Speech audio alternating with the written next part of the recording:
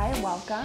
I'm Brentan Schellenbach, and today I'm making a tutorial about Chaturanga, yoga's favorite push-up pose. And the reason why I'm making this tutorial is because Chaturanga, far and away, seems to be the most confusing pose of pretty much like a level 1 practice. And it's also a pose that shows up quite a lot. Minimum 1 time per class, maximum, I don't know, like 10, 12 per class. And so I'm gonna take us through all of the different modifications, variations of Chaturanga. So if you're in the learning process, you'll have something to help you. The biggest recommendation I can make for really nailing your Chaturanga is to practice it the same way every time. You're gonna learn what you practice and how you practice that. So I see a lot of students kind of working through a sloppy Chaturanga because it's so challenging and it demands so much from you. And I'd really suggest to break the pose into smaller pieces that are more easily digestible for your body, because there's a lot going on in the pose, and sometimes you need to train those different parts of your body individually. So that's where we'll start.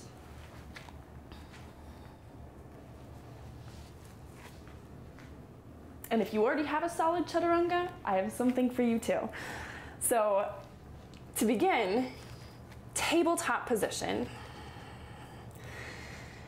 And the strength of the pose will feel easier when your breathing practice intensifies. So as you learn Chaturanga, also start really growing your breathing practice.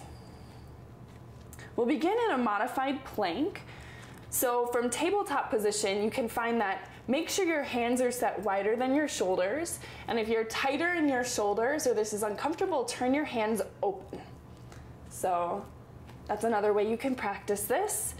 And then we're gonna slide the pelvis forward so you're more at a slant. You're not at a total diag here, because already here I'm losing a little disintegration in my tummy. So you're just sliding forward till the shoulders are, or till the hips are maybe just a few inches below the shoulders. You should feel turned on in the core, and like the shoulders are still right over the wrists.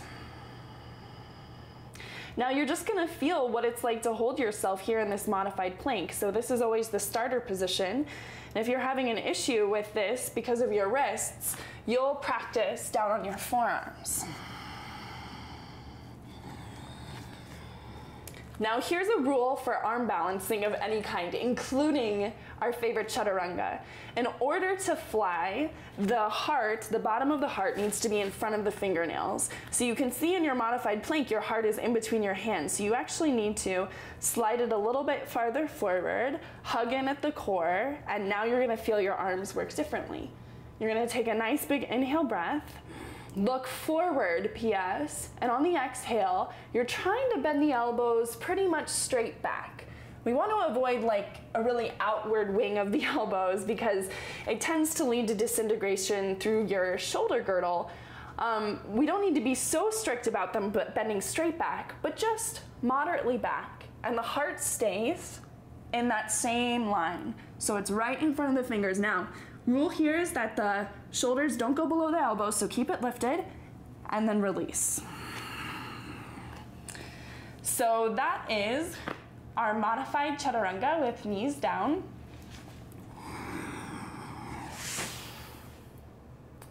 So this breaks the pose in half for us, and it lets us just practice the upper body all by itself.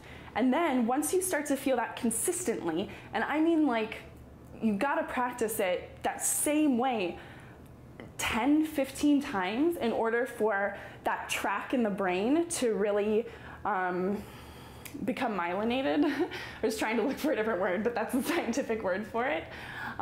Is just it becomes a more effective pathway to travel down, and so your brain starts understanding it and becomes more second nature for us. So once that happens in the upper body, then you can start to add the lower body back into it. So from this one, I'm gonna actually start from down dog where the pelvis is super high away from the floor. And I'm gonna lift high into my tiptoes, zip my belly to my spine, come forward to plank. And this plank, my hips are just at the height of my shoulders, and the arms can rotate in space. So if I bend my elbows a little bit, I could show you the full range of rotation that our arms can make here. Even when the arms are straight, it might seem like, what are you talking about? What rotation? So the rotation that we're looking for is that the elbows would wrap back, or kind of like that, but the arms are straight.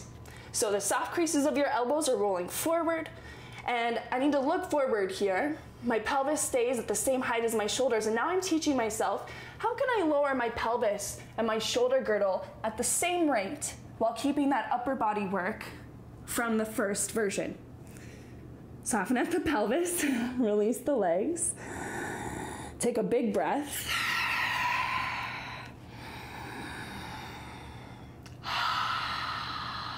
Okay. And we'll move forward with our demonstration. So the first version, you're just learning how to build the strength of the upper body.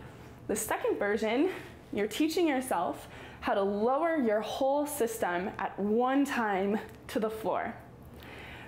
As you start to practice Chaturanga more, and it starts to make a little bit more sense, here are a couple of things I see with intermediate students, kind of tendencies that I see from us that we should also be working towards.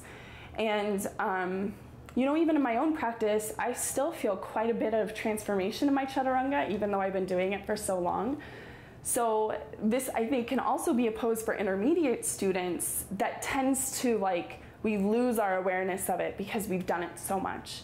And so because of that, it's a really wonderful pose to reestablish that sense of presence of right now, there's something to pay attention to, even though I've done this pose 1,000 times. So the two things I see from intermediate students, this is the first thing I see.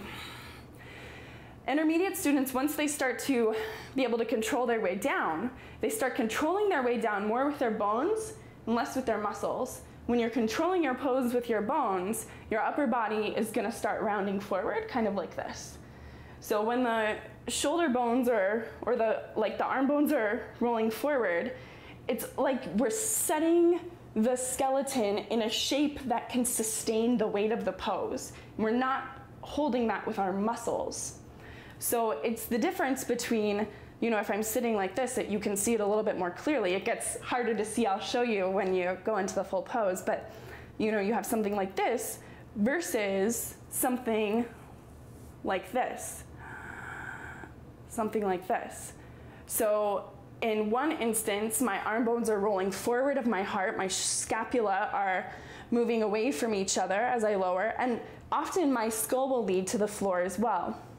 In the other instance, my muscles are contracting to pull my scapula together on my back, so I got my rhomboids there, and then I'm stretching and spreading through this chest of mine and holding this muscularly in place, which is a hard thing to do because this is quite a bit of shoulder opening with the arm bones fully rolled back. And at the same time, I'm not going like this. I need to hold myself in at the core and lower top to bottom. So this is actually a pretty crazy place to work. And I can show you the difference of that, lowering from high to low now. Okay, so this is the first tendency I see in intermediate students as they start to lower down to the floor. As they round, and they kind of go like this. And oftentimes, there will be that dive that you just saw me take where like the shoulders go below the pelvis, but not always. Sometimes you see like a person who's really flat, but they're just rolling forward at the shoulders. So what we're gonna try to do, and I had this tendency too, I think most intermediate students go through this while they're learning to open and hold the pose with their chest, really open like this. So it's a totally 100% common tendency. We just need to know when we're doing it and then have access to the tools to navigate our way out. So this is how I would start if you're that person starting to work in the opposite way. Is first, When you're in plank pose, feel the shoulder blades drop into each other just a little bit without collapsing the muscles of the back. So your back should feel puffed up to the sky here. And actually when your back muscles are working, your core doesn't have to do so much. Now, the scapula move together just a little bit. This is how I started training. I did an inch, snuggle my shoulder blades on the back, open my chest, hold it, and then keep going. Okay? And then, while that may seem very challenging, you practice it that way 5 times, you're building the strength to hold it, and it will become much easier for you to sustain. I said there were 2 things that I saw in intermediate students, so let me touch on the second one very quickly. The second one I see is that the skull leads to the floor, and we're trying to teach ourselves to extend from tailbone to skull and then look forward. So to start training yourself to look forward, I did this one practice, it was so great. Place a block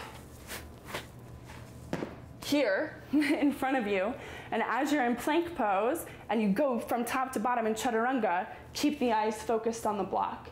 And this is gonna train the extension of your neck out and make sure that like the whole spine is working as it extends up through the skull. Taking the chin forward helps the shoulder blades go on the back. That's why we take it up in back bends and the shoulders go on the back in back bends like that. But also looking forward is the position of every other arm balancing pose. So you're also training yourself and your upper body girdle to help you sustain poses like crow pose, handstand, and other things like that. So I hope this was helpful in some way for you. If you go through something different, you have questions, I'd love to hear them because I like talking about this stuff. And thanks for joining in for this Chaturanga tutorial. Again, I'm Brentan Schellenbach, and have a wonderful day. Namaste.